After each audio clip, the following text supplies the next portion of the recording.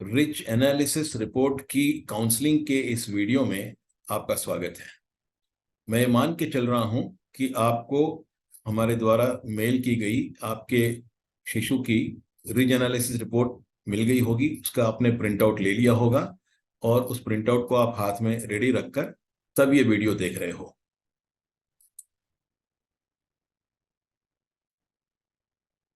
इस वीडियो में rich analysis की जो रिपोर्ट आपके पास है उसमें जो कॉमन एलिमेंट्स हैं जो हर रिपोर्ट के लिए कॉमन होते हैं, और रिपोर्ट को समझने के लिए पहले आपको ये समझाना आवश्यक है।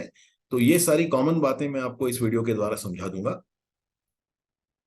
तो तरीका ये है कि पहली बार आप इस वीडियो को पूरा ध्यान से सुन लीजिए केवल, और दूसरी बार जब आप ये वीडियो फिर से चलाओ तो फिर अपने बालक की रिपोर्ट में जो मार्किंग्स करनी है और जो कैलकुलेशंस आपको करने हैं वो सारे आप सेकेंड टाइम जब इस रिपोर्ट को इस वीडियो को चलाओ तब आप वो सारी मार्किंग्स कर लो।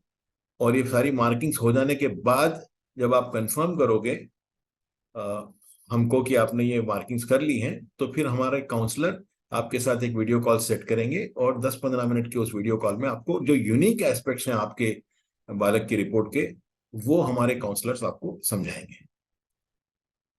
तो पहले टेक्नोलॉजी समझ लेते हैं इस रिज एनालिसिस रिपोर्ट की।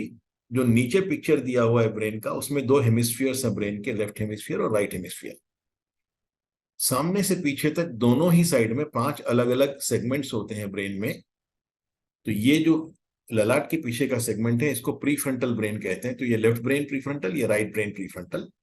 इसके पीछे पोस्ट फ्रंटल पोर्शन सेगमेंट्स होते हैं दो, और सिर के बीचों बीच तालू के दोनों तरफ पेराइटल सेगमेंट है, लेफ्ट ब्रेन और राइट ब्रेन। दोनों कानों के बीच में जो येलो कलर का ऊपर मार्किंग दिया हुआ है ऊपर के ब्रेन के पिक्चर में, ये टेम्पोरल ब्रेन्स हैं।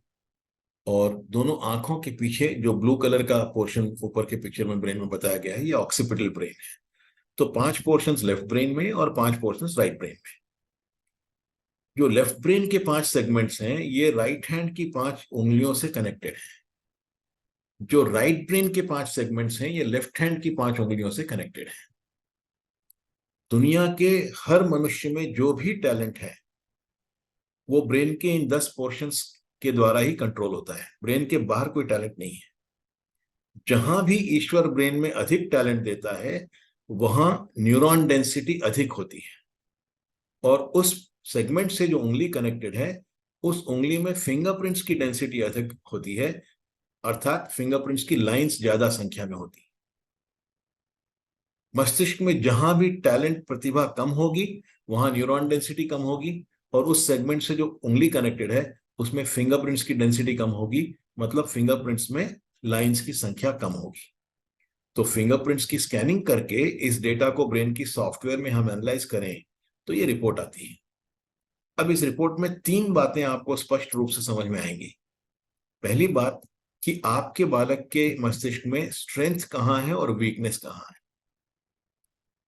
हर बालक के मस्तिष्क में कुछ ना कुछ स्ट्रेंथ होती है और कुछ ना कुछ वीकनेस होती है। दूसरी बात जो आपको समझ में आएगी वो ये कि इसके जो ब्रेन के 10 पोर्शंस हैं इनकी ग्रोथ रेट क्या है। ब्रेन पहले 15 वर्षों में, जीवन के पहले 15 वर्षों में ग्रो होता है।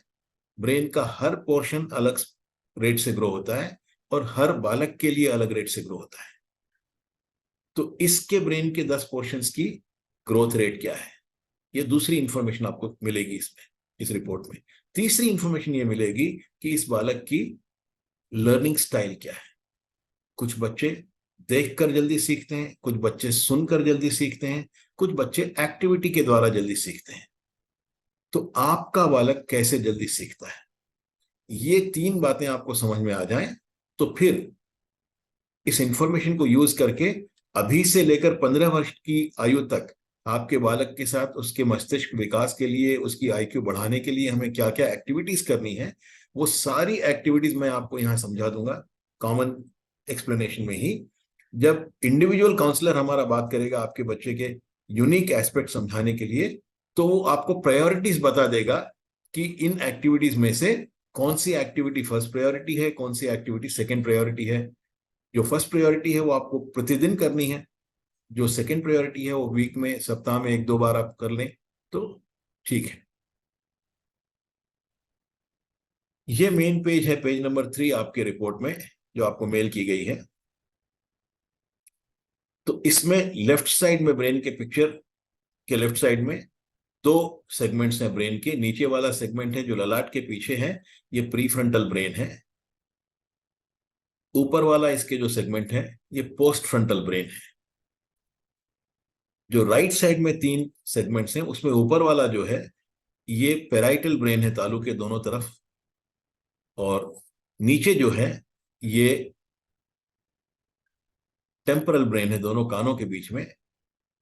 और दोनों आंखों के पीछे जो बीच में राइट साइड में ब्रेन के राइट साइड में सेगमेंट है ये ऑक्सीपिटल सेगमेंट है, आंखों के बिल्कुल पीछे, ये 5वां सेगमेंट है। तो प्रीफ्रंटल ब्रेन जो है लेफ्ट साइड के 2 सेगमेंट में नीचे वाला जो सेगमेंट ये पहली फिंगर से कनेक्टेड है, thumbs. Left brain prefrontal right thumb से कनेक्टेड है, right brain prefrontal left thumb से कनेक्टेड है। क्योंकि ये पहला सेगमेंट है ब्रेन का इसलिए इसके ऊपर हम 1 मार्क करेंगे। इसके ऊपर जो दूसरा पोर्शन है पोस्ट फ्रंटल, ये सेकंड फिंगर इंडेक्स फिंगर से कनेक्टेड है और ये सेकंड सेगमेंट है इसलिए इसके ऊपर हम 2 मार्क करेंगे। जो राइट साइड में ऊपर वाला fine motor skills, gross motor skills parietal portion जो है ये तीसरा सेगमेंट है ब्रेन का और ये मिडिल फिंगर से कनेक्टेड है इसलिए हम इस पे 3 मार्क करेंगे। जो नीचे दोनों कानों के बीच का टेम्परल पोर्शन है ये रिंग फिंगर से कनेक्टेड है इसलिए इसके ऊपर हम 4 मार्क करेंगे, ये 4th सेगमेंट है। और दोनों आंखों के पीछे बीच में जो ऑक्सीपिटल पोर्शन है ये लिटिल फिंगर से कनेक्टेड है और ये 5वां सेगमेंट है ब्रेन का, तो इसके ऊपर हम 5 मार्क करेंगे। तो ये लेफ्ट ब्रेन ऐसे है 1 2 3 4 5 और ऐसे ही राइट ब्रेन 1 2 3 4 5। ये कनेक्टिविटी है। ये जो 10 पोर्शंस हैं ब्रेन के 10 पोर्शंस, इनके नीचे जो नंबर्स लिखे हुए हैं हर पोर्शन में ये उस पोर्शन से कनेक्टेड फिंगर की फिंगरप्रिंट्स की संख्या है और ये जन्म के समय बन जाती है सारी फिंगरप्रिंट्स। तो इन 10 फिंगर्स की total finger ridge count TFRC यहां पर लिखी है नीचे 227 रिपोर्ट के बीच में। ये 10 फिंगर्स की टोटल है। इसको हम 10 से डिवाइड करेंगे तो एवरेज आएगा पर फिंगर और वो है 22.70। इस एवरेज से प्लस 20% और greater than that is strength, और इस एवरेज से -20% और less than that is weakness. ये फॉर्मूला है। तो 22.7 का 20% अप्रोक्सीमेटली हो गया 4.5 और 22.7 में आप 4.5 ऐड करो तो आपको आएगा 27.2। तो 27.2 से अधिक लाइंस किसी फिंगर में हो तो कनेक्टेड ब्रेन पोर्शन स्ट्रांग है।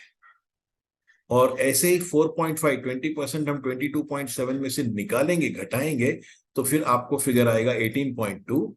और इसका अर्थ यह है कि 18.2 से कम लाइंस यदि किसी फिंगर में हो तो कनेक्टेड ब्रेन पोर्शन वीक है।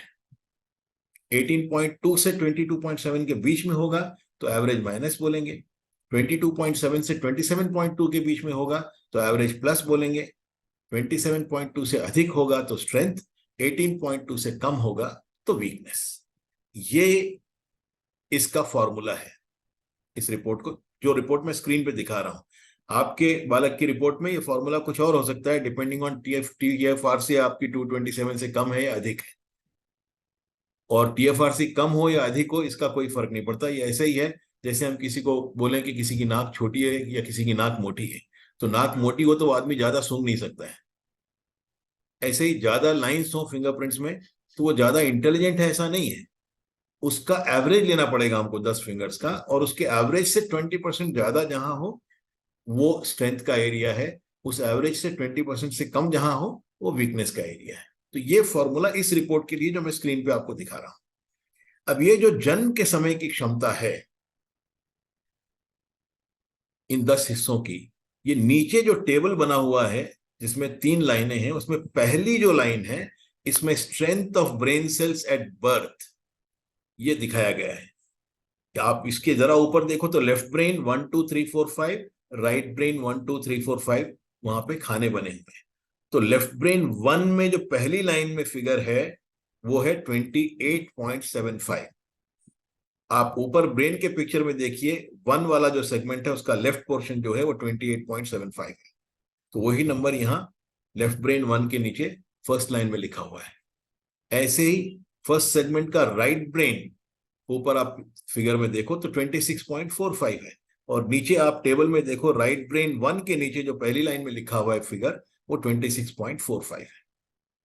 ऐसे ही सेकेंड लेफ्ट आप ऊपर देखो ब्रेन के लेफ्ट साइड में वो है 18.4, तो लेफ्ट ब्रेन 2 के नीचे पहली लाइन में लिखा हुआ है 18.4। राइट ब्रेन 2 के नीचे पहली लाइन में लिखा हुआ है 16.1, तो ऊपर आप पिक्चर में देखो सेकेंड राइट 16.1 ही है। अब ब्रेन के राइट साइड में चले जाइए आप पिक्चर के, थर्ड पोर्शन थर्ड सेगमेंट का लेफ्ट ब्रेन ये 15.4 लिखा है, और यहां लेफ्ट 3 टेबल में आप देखोगे पहली लाइन में 15.4 है।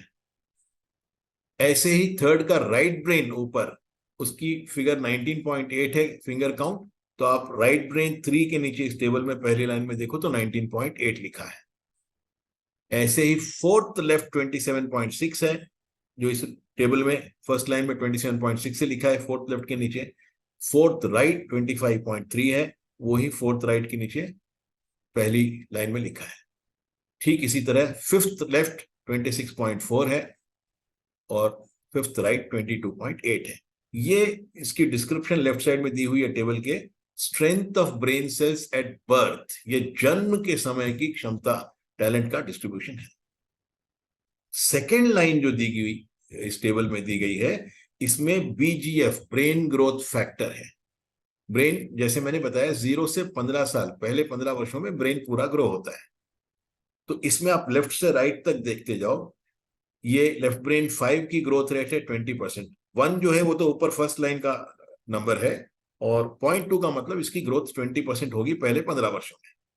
लेफ्ट ब्रेन 4 की ग्रोथ हो रही है 15%, लेफ्ट ब्रेन 3 की ग्रोथ हो रही है 10%, 2 की 15%, लेफ्ट ब्रेन 1 की 15%, और ठीक ऐसे राइट ब्रेन 1 की 15%, राइट ब्रेन 2 की 15%, राइट ब्रेन 3 की 10%, राइट ब्रेन 4 की 15% और राइट ब्रेन 5 की 20%। ये सेकेंड लाइन में ग्रोथ रेट है। तो पहली लाइन में जन्म के समय का टैलेंट डिस्ट्रीब्यूशन, वो नंबर्स लिखे हुए हैं। दूसरी लाइन में जन्म से लेकर 15 वर्षों तक की ब्रेन की ग्रोथ रेट लिखी हुई है। First line multiplied by second line is equal to third line. तो थर्ड लाइन क्या है? परफॉर्मेंस एट और आफ्टर 15 ईयर्स। जन्म के समय की क्षमता पहली लाइन में दी हुई है, दूसरी लाइन में उसका ग्रोथ फैक्टर दिया हुआ है जन्म से लेकर 15 वर्षों तक का। दोनों को मल्टीप्लाई करो तो तीसरी लाइन में जो नंबर है ये उस बच्चे की परफॉर्मेंस रहेगी 15 वर्षों के बाद। सबसे महत्वपूर्ण बात जो पेरेंट्स को समझनी चाहिए वो ये है कि पहली लाइन को चेंज करना असंभव है, इसको आप बदल नहीं सकते। ये ईश्वर प्रदत्त जो प्रतिभा आपके लड़के में है, बालक में है, वो है। दूसरी लाइन जो है ब्रेन ग्रोथ फैक्टर, इसको हम मल्टीप्लाई कर सकते हैं, और इसको हम जितना अधिक मल्टीप्लाई कर लेंगे पहले 15 वर्षों में, और बहुत ज्यादा मल्टीप्लाई कर सकते हो विशेष करके पहले 6 वर्षों में, क्योंकि पहले 6 वर्षों में 80-90% ब्रेन की डेवलपमेंट हो जाती है। तो इसको हम जितना मल्टीप्लाई कर लेंगे उतना तीसरी लाइन की परफॉर्मेंस 15 साल के बाद की बढ़ जाएगी, और ये जीवन भर फिर ये इंटेलिजेंस की IQ उसके साथ रहेगी। ये इस रिपोर्ट को समझने का तरीका है। तो अब इस रिपोर्ट को थोड़ा सा और डिटेल में जो मैं स्क्रीन पे बता रहा हूँ इसको थोड़ा डिटेल में समझ लेंगे तो आप अपनी जो बालक की रिपोर्ट आपको आई हुई है मेल से, उसके प्रिंट आउट में भी आप देखकर समझ सकोगे कि हर एरिया का फंक्शन क्या है, और वो आपके बालक के ब्रेन में उसकी स्ट्रेंथ और वीकनेस जो भी है उसको उसको हम मार्किंग करेंगे। तो पहला जो एरिया है लेफ्ट ब्रेन का, ये कंट्रोल करता है कम्युनिकेशन, प्लानिंग और एग्जीक्यूशन। ये बिजनेस मैनेजमेंट के गुण हैं। और इस रिपोर्ट में जो स्क्रीन पर दिखाई जा रही है ये 28.75 जन्म के समय था जो पहली लाइन में लिखा हुआ है। 15% इसकी ग्रोथ रेट है सेकेंड लाइन में, और ये 33.06 हो जाएगा 15 साल में। तो ये एवरेज 22.7 से लगभग 50% अधिक है। तो ये साधारण स्ट्रेंथ नहीं है, स्ट्रेंथ तो 27.2 पे ही हो जाती है इस रिपोर्ट की, ये 33.06 है। एवरेज से 50% ज्यादा है, तो ये S++ लिखेंगे इसको, S+++, जो मैंने अभी लिखा वहां पर एनिमेशन से लिखा है। तो मैनेजमेंट की इसकी बड़ी स्ट्रेंथ है। फर्स्ट राइट जो है ये कंट्रोल करता है लीडरशिप, क्रिएशन का अर्थ है कोई नई चीज जमीन से क्रिएट कर सकना, और विजनरी क्वालिटीज मतलब दूरदृष्टि। तो ये बिजनेस लीडर्स के गुण हैं। और इसकी थर्ड लाइन में फिगर है 30.42, तो ये एवरेज 22.7 से लगभग 40% ज्यादा है। तो ये इसको हम लिखेंगे S++। तो मैनेजमेंट इसकी बहुत बड़ी स्ट्रेंथ है और लीडरशिप भी इसकी अच्छी स्ट्रेंथ है। ये हो गया प्री फ्रंटल पोर्शन। मान लो आपके बालक की अगर ये मैनेजमेंट और लीडरशिप इतनी स्ट्रांग नहीं है, एवरेज है, एवरेज माइनस है, या वीक भी है, तो इसको डेवलप करने के लिए हमें क्या करना है? सेकेंड लाइन जो है ब्रेन ग्रोथ फैक्टर, इसको हम मल्टीप्लाई कर सकते हैं, और जितनी कम आयु में शुरू करेंगे काम करना उतना अधिक मल्टीप्लाई कर सकते हैं। तो कैसे करना है इसको मल्टीप्लाई? एक ही तरीका है, ब्रेन डेवलपमेंट का एक ही रूल है, brain grows by use. Brain के जिस एरिया को हम जितना अधिक यूज करेंगे उसके फंक्शन को उतना अधिक वो ग्रो होगा। तो मैनेजमेंट और लीडरशिप के एरिया को यदि हमको और ग्रो करना है तो हमें मैनेजमेंट और लीडरशिप के चैलेंजेस देने पड़ेंगे अपने बच्चे को, एज अप्रोप्रिएट, उसकी आयु के हिसाब से छोटे छोटे चैलेंजेस उसकी आयु के हिसाब से देने पड़ेंगे। क्या हो सकते हैं चैलेंजेस? मान लीजिए आपने क्लास टीचर को रिक्वेस्ट करके इसको क्लास में मॉनिटर बना दिया, अब उसको क्लास मैनेज करनी है। तो जब जब वो प्लानिंग करेगा, एग्जीक्यूट करेगा, कम्युनिकेट करेगा अपने टीम मेंबर से, क्लास में के साथियों से, तो वो लेफ्ट ब्रेन प्रीफ्रंटल यूज करेगा।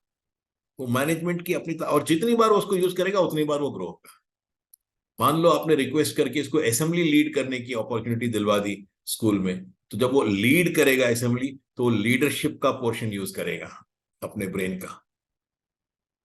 तो जब जब वो यूज करेगा प्रीफ्रंटल राइट ब्रेन, तब तब उसकी लीडरशिप ग्रो होगी। मान लो घर में आपके कोई इवेंट है, कोई फंक्शन है, और आपने इसको लीडर बना दिया कि आज का फंक्शन सारा सवेरे से शाम तक का तुम लीड करोगे, और तुम जिसको जिसको जो भी इंस्ट्रक्शन दोगे वो फॉलो करेगा।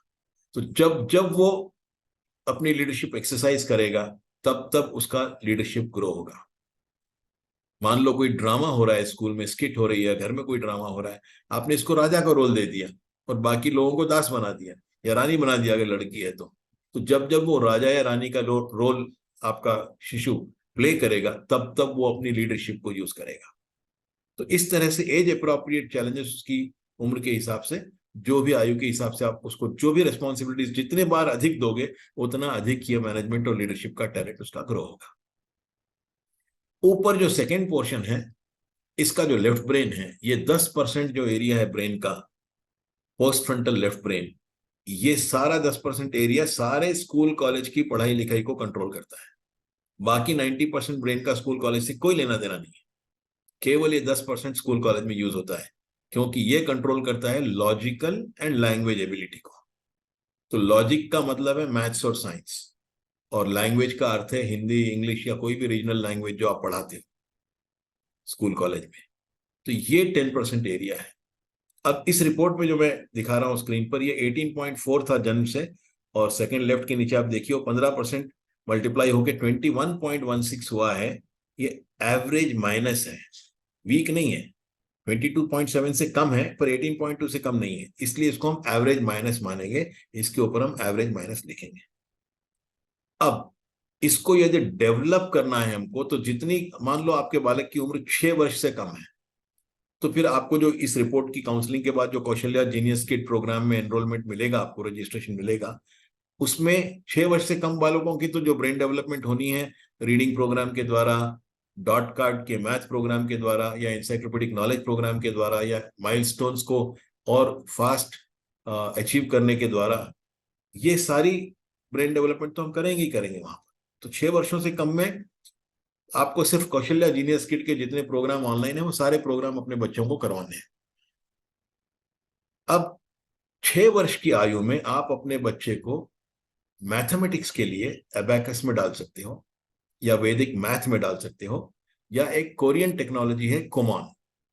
ये तीनों मेंटल मैथमेटिक्स है। तो एबेकस तो जापानीज टेक्नोलॉजी है, वैदिक मैथ भारतीय टेक्नोलॉजी है और कुमान कोरियन टेक्नोलॉजी है।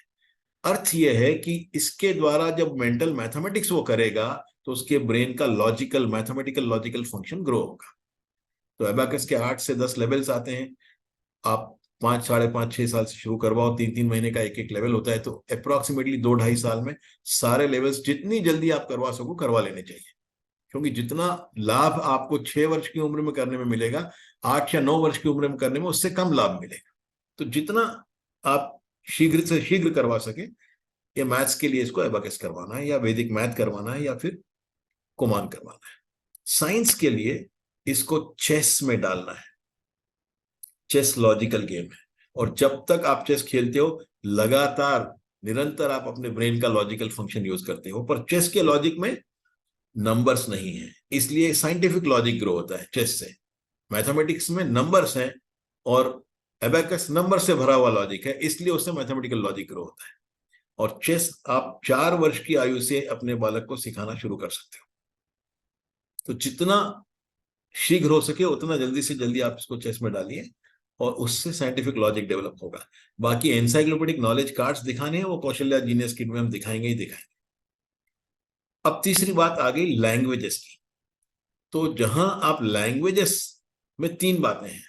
एक बात है स्पीकिंग, एक और है रीडिंग, और तीसरी बात है राइटिंग। तो स्पीकिंग का ट्रैक आप नोट कर लीजिए। स्पीकिंग का ट्रैक है लिसनिंग, अंडरस्टैंडिंग, स्पीकिंग। जो हम सुनते हैं बचपन में भाषा बार बार, वो हमें धीरे धीरे समझ में आने लगती है, और समझ में आने लगती है तो फिर हम बोलने लगते हैं। बिना सुने आप कोई भाषा बोल ही नहीं सकते, इसीलिए बहरे बच्चे गूंगे भी होते हैं। सुन नहीं सकते तो बोल भी नहीं सकते। अब पेरेंट्स अधिकतर गलती ये करते हैं कि वो घर में केवल मातृभाषा में बात करते हैं। तो बालक को बचपन में एक ही भाषा सुनाई देती है बार बार, तो इसका ब्रेन एक ही भाषा समझने लगता है, तो वो एक भाषा ही बोलने लगता है। जब वो एक ही भाषा बोलने लगता है तो उसके ब्रेन की लैंग्वेज एबिलिटी उतनी ही ग्रो होती है जितनी एक भाषा सीखने के लिए आवश्यक है। यदि आप घर में अपने बालक से 4 भाषाओं में बात करोगे तो उसकी ब्रेन की लैंग्वेज एबिलिटी 4 गुना अधिक ग्रो होगी। 6 भाषाओं में बात करोगे तो 6 गुना अधिक ग्रो होगी। तो इसका तरीका क्या है? इस टेक्निक को हम नाम देंगे कॉन्वर्सेशन। तो कॉन्वर्सेशन लिख लीजिए आप। अब कॉन्वर्सेशन कैसे होगा? जो घर में सबसे अच्छी अंग्रेजी बोलता है उसको बालक से केवल अंग्रेजी में ही बात करनी चाहिए। जो सबसे अच्छी हिंदी बोलता है उसको बालक से केवल हिंदी में ही बात करनी चाहिए। जो सबसे अच्छी कोई रीजनल लैंग्वेज तेलुगु, तमिल, मराठी, गुजराती, पंजाबी बोलता है तो उसको उस भाषा में ही बात करनी चाहिए। जो सबसे अच्छी मारवाड़ी बोलता है घर में उसको मारवाड़ी में ही बात करनी चाहिए। तो आप 4 भाषाओं में बच्चे से बात करोगे, उसका ब्रेन 4 भाषाएं बोलना सीखेगा, तो आप ब्रेन की लैंग्वेज एबिलिटी 4 गुना ज्यादा ग्रो होगी। दूसरी चीज जो आप 3 वर्ष की आयु के बाद से करना शुरू कर सकते हो, यह है स्टोरी टेलिंग। इसका तरीका क्या है? जो अंग्रेजी में बात कर रहा है इसके साथ, बालक के साथ, वो अंग्रेजी में स्टोरी सुनाए। जो हिंदी में बात कर रहा है वो हिंदी में स्टोरी सुनाए। जो मारवाड़ी में बात कर रहा है वो मारवाड़ी में स्टोरी सुनाए। जो रीजनल लैंग्वेज में बात कर रहा है वो रीजनल लैंग्वेज में स्टोरी सुनाए। स्टोरी कैसे सुनानी है? बहुत drama, excitement, mystery, novelty, suspense, thrill, action, ये सब क्रिएट करके स्टोरी सुनानी है। बोरिंग तरीके से नहीं सुनानी है। आपका प्रोनाउंसिएशन बिल्कुल सही होना चाहिए, मैक्युलेट होना चाहिए। सेंटेंस फॉर्मेशन, ग्रामर बिल्कुल सही होना चाहिए। और 12-15 मिनट की एक कहानी यदि आप सुना रहे हो तो उसमें 5-7 नए शब्द उस भाषा के डालने चाहिए जिस भाषा में आप कहानी सुना रहे हो। आपने 2-3 मिनट बहुत इंटरेस्टिंग तरीके से ड्रामेटिकली एक्शन के द्वारा कहानी सुनाई और बच्चे का इंटरेस्ट आ गया स्टोरी में, बन गया स्टोरी में। अब एक नया शब्द इंट्रोड्यूस कर दीजिए नरेशन में। उसकी स्टोरी अटक गई क्योंकि उसको ये शब्द पता नहीं है, तो चाहेगा कि आप उस शब्द का अर्थ उसको समझाओ। तो स्टोरी के संदर्भ में उसको उस शब्द का अर्थ समझाओ। फिर 2-3 मिनट चलिए, एक और नया शब्द डाल दीजिए, फिर उसका अर्थ समझाइए। ऐसे 12-15 मिनट की स्टोरी में 5-7 नए शब्द उसको जरूर सिखाने हैं।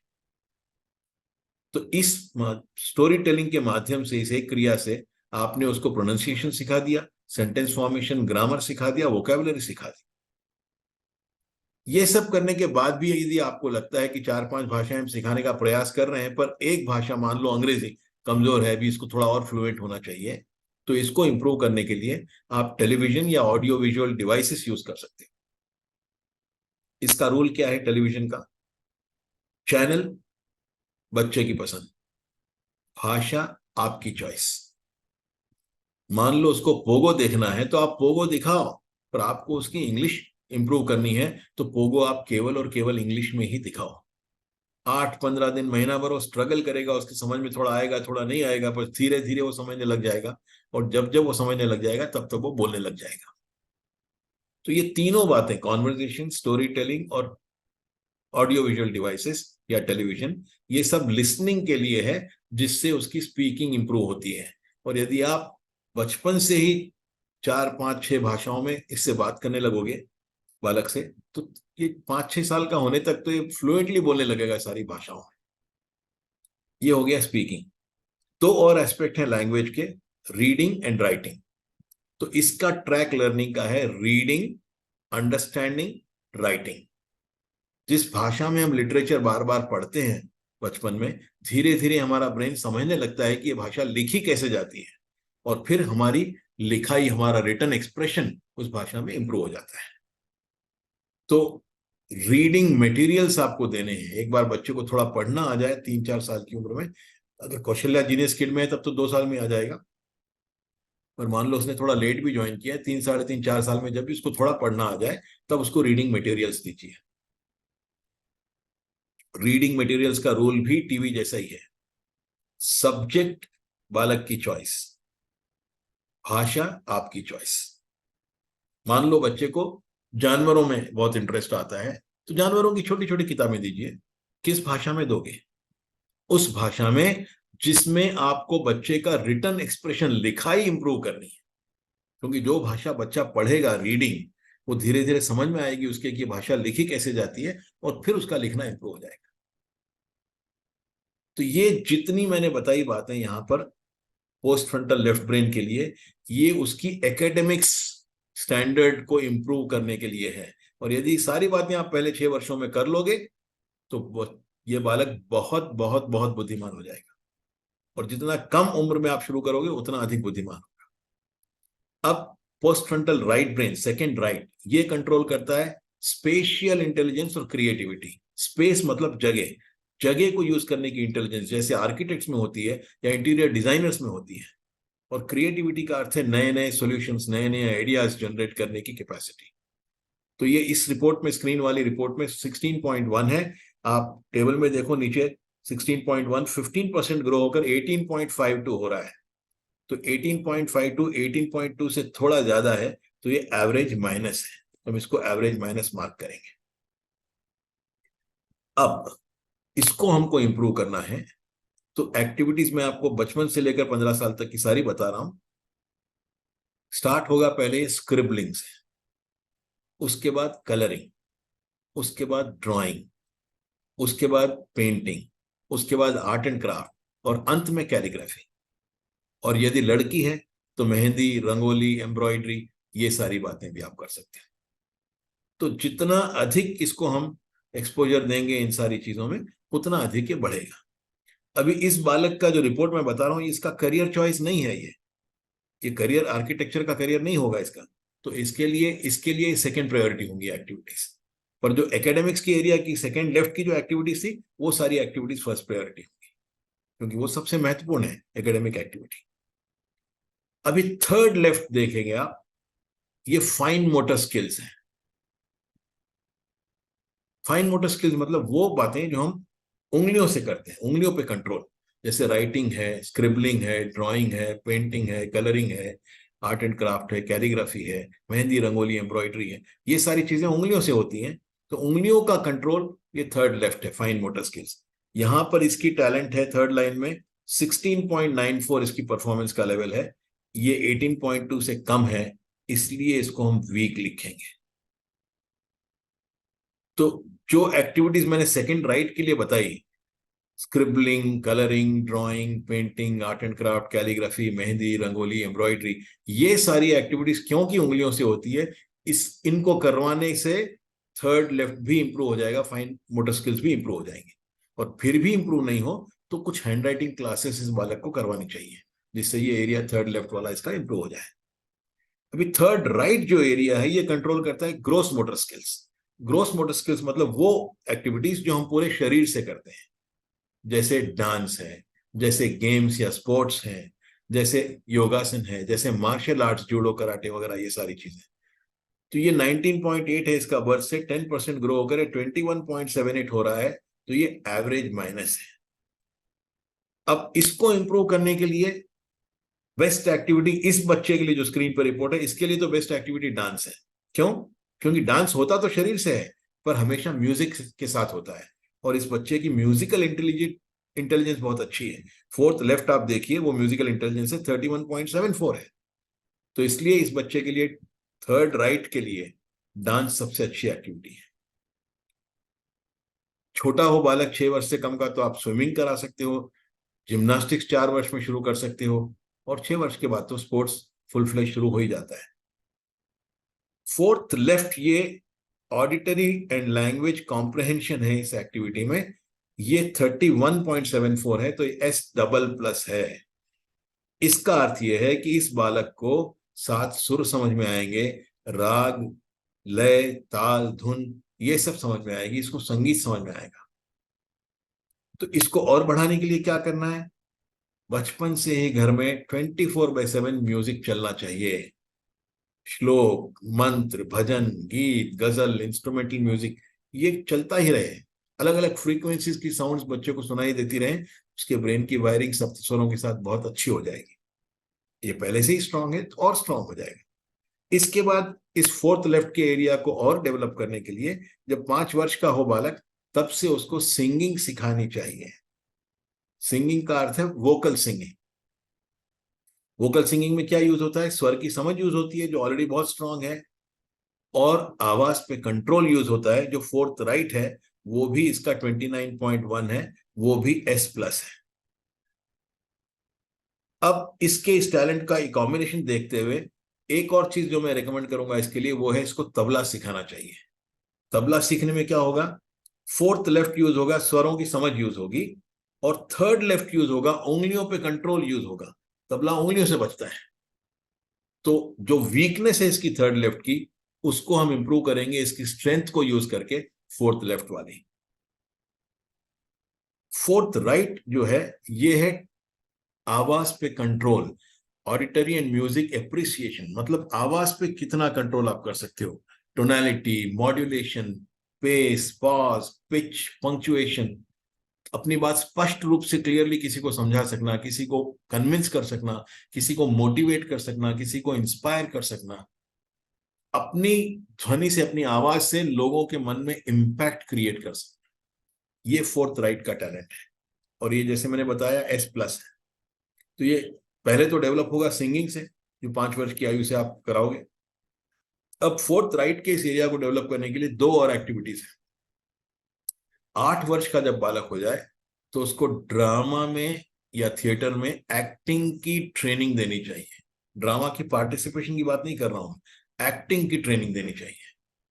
क्योंकि एक्टिंग की ट्रेनिंग में उसको स्टेज फियर निकल जाता है, बॉडी लैंग्वेज यूज कैसे करनी है, टोनैलिटी, किस वर्ड पर कितना, किस शब्द पर कितना जोर देना है, कहां पर कितना पॉज लेना है, हाथों को कैसे यूज करना है, वॉइस ट्रेनिंग दी जाती है, कितना तेज बोलना है, किस शब्द पर कितना स्ट्रेस देना है, अपनी बात स्पष्ट रूप से श्रोताओं तक कैसे पहुंचानी है। तो ये वॉइस ट्रेनिंग है। ये 8 वर्ष की आयु से आप शुरू कर सकते हो। 12 वर्ष की आयु में इसको communication classes, presentation and pitching classes, public speaking classes, ये करवानी है। इससे इसका आवाज पे कंट्रोल, कन्विंसिंग स्किल, किसी को इंस्पायर करने की क्षमता, ये सब डेवलप होगी। और क्योंकि ये जिसकी भी रिपोर्ट है, इसका मैनेजमेंट और लीडरशिप बहुत अच्छा है।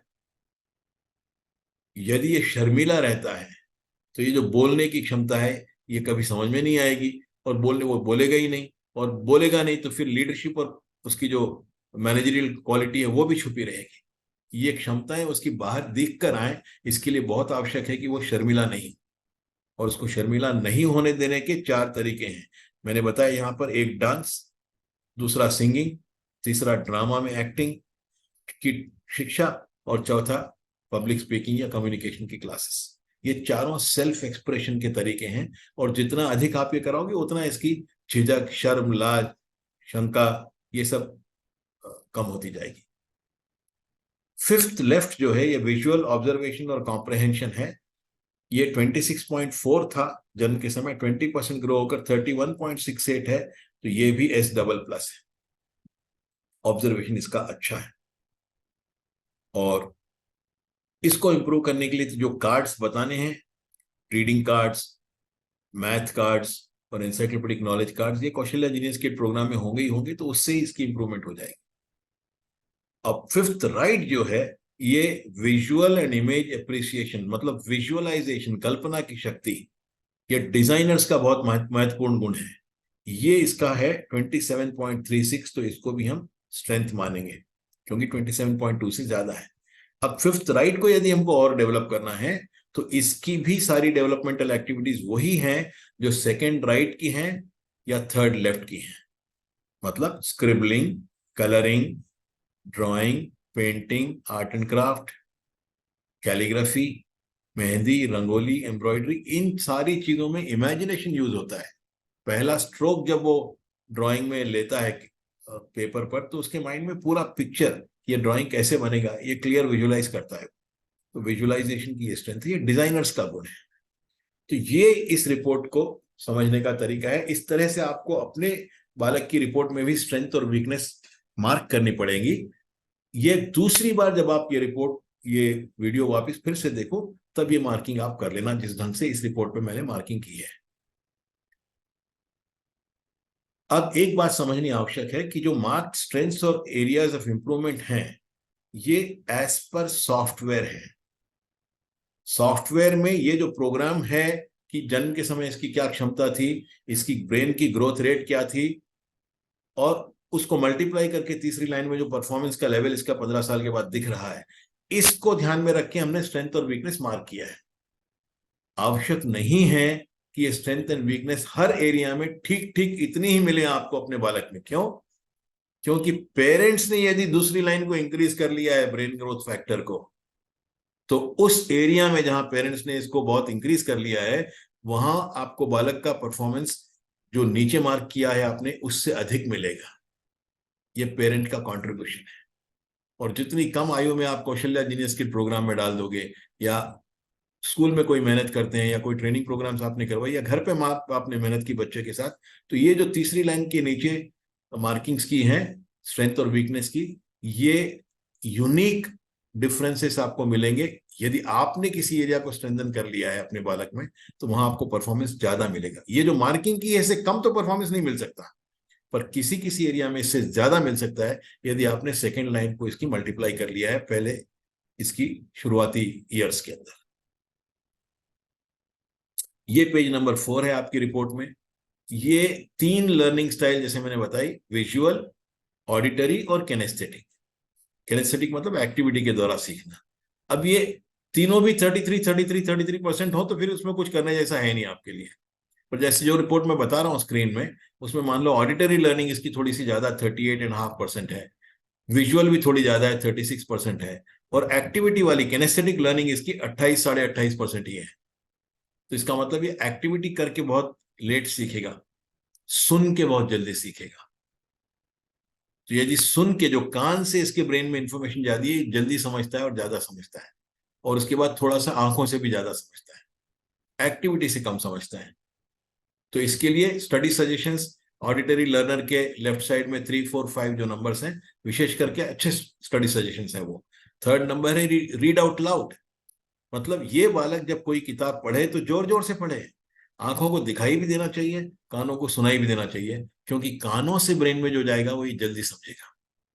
उसके बाद है इंक्लूड होल ग्रुप डिस्कशंस, मतलब कोई कॉन्सेप्ट यदि समझ में नहीं आया तो टीचर से डिस्कस करे, फ्रेंड से डिस्कस करे, घर में पेरेंट्स से डिस्कस करे, क्योंकि डिस्कशन में इंफॉर्मेशन कान से जाती है ब्रेन में, और जितनी इंफॉर्मेशन कान से जाएगी उतनी जल्दी समझेगा।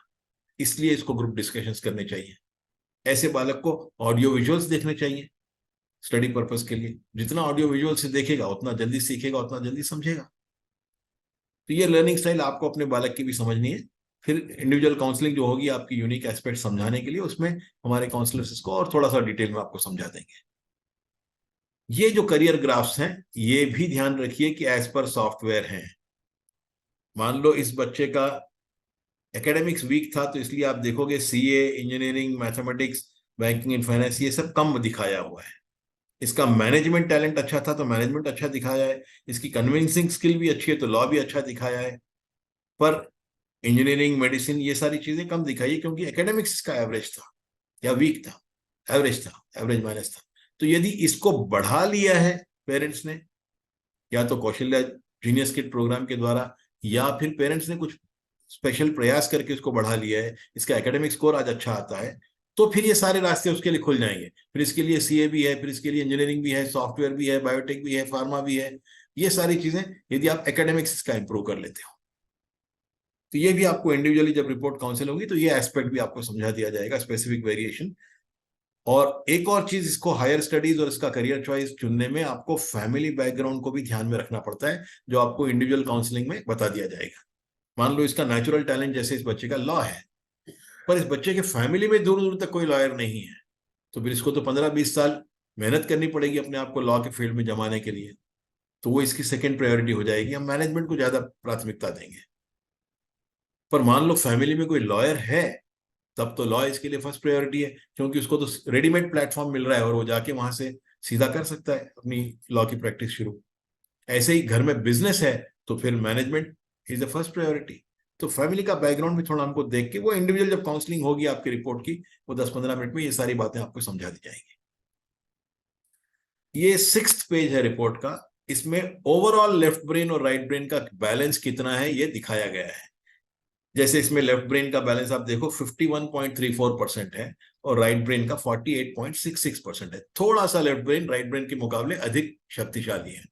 तो जनरली ओवरऑल स्पीकिंग, मोटा मोटी लेफ्ट ब्रेन लॉजिकल होता है, एनालिटिकल होता है, रीजनिंग ओरिएंटेड होता है, स्टेप बाय स्टेप कोई चीज सिस्टमेटिकली समझना चाहता है। राइट ब्रेन इमोशनल होता है, क्रिएटिव होता है, इमोशन से जो एक्टिविटीज होती हैं, डांस है, सिंगिंग है, पेंटिंग है, ड्राइंग है, जो इमोशनल एक्टिविटीज है, एक्टिंग है, ये सारी चीजें राइट ब्रेन वालों में थोड़ी सी ज्यादा स्ट्रांग होगी। तो क्योंकि ये बालक लेफ्ट ब्रेन इसका थोड़ा ज्यादा स्ट्रांग है, तो इसलिए हमको इसको एमबीए, लॉ, ये इसके नेचुरल टैलेंट वाले एरियाज हैं। और ये आखिरी पेज है, अंतिम पेज इस रिपोर्ट का। इसमें ऊपर तो मल्टीपल इंटेलिजेंस का प्रोफाइल दिया हुआ है। 8 इंटेलिजेंसेस प्रोफेसर होवर्ड गार्डनर थे, हार्वर्ड के प्रोफेसर ऑफ एजुकेशन और साइकोलॉजिस्ट। उन्होंने ब्रेन में 8 इंटेलिजेंसेस पहचानी थी, तो उसका ब्रेकअप इसमें ऊपर 8 इंटेलिजेंसेस का दिया हुआ है। हर मॉडर्न स्कूल में ये मल्टीपल इंटेलिजेंस का कॉन्सेप्ट यूज किया जाता है। हमने तो 10 एरिया देखे हैं ब्रेन के, तो इसलिए मैंने इससे ज्यादा आपको समझा दिया, और यहाँ पर उसकी परसेंटेजेस दी हुई है मल्टीपल इंटेलिजेंसेस की। पर पर्सनैलिटी जो दी हुई है इसके नीचे, दो लिखेंगे, एक प्राइमरी पर्सनैलिटी है और एक सेकेंडरी पर्सनैलिटी है। प्राइमरी पर्सनैलिटी से अर्थ है इसकी दोनों स्टेडी है, आवश्यक नहीं है कि दोनों एक ही हो, कभी कभी अलग भी हो सकती है। तो प्राइमरी पर्सनैलिटी का अर्थ है जो हम भीतर से हैं एक्चुअली, और सेकेंडरी पर्सनैलिटी का अर्थ है जो हम व्यवहार में दूसरों को जैसे नजर आते हैं, ये सेकेंडरी पर्सनैलिटी है। तो इस बालक की प्राइमरी भी स्टडी है और सेकेंडरी भी स्टडी है, तो इसलिए इसको हम मार्क कर देंगे। और स्टडी वो नीचे राइट साइड में नीचे वाला बॉक्स है।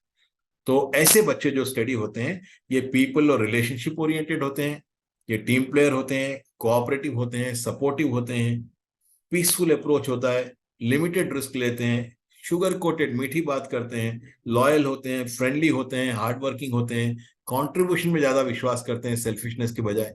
तो ये सॉफ्ट कैरेक्टर्स हैं।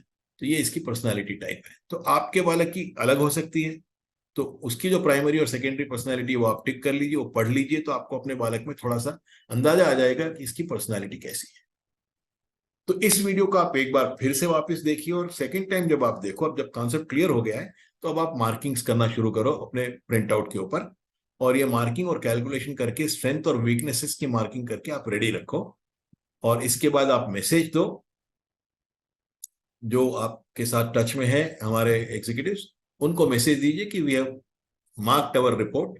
तो उसके बाद फिर हमारे काउंसलर से आपकी वो वीडियो कॉल सेटअप होगी, और फिर 10-15 मिनट में इस आपके बालक के रिपोर्ट की जो यूनिक क्वालिटीज हैं वो आपको सारी समझा दी जाएंगी। Thank you very much. God bless you.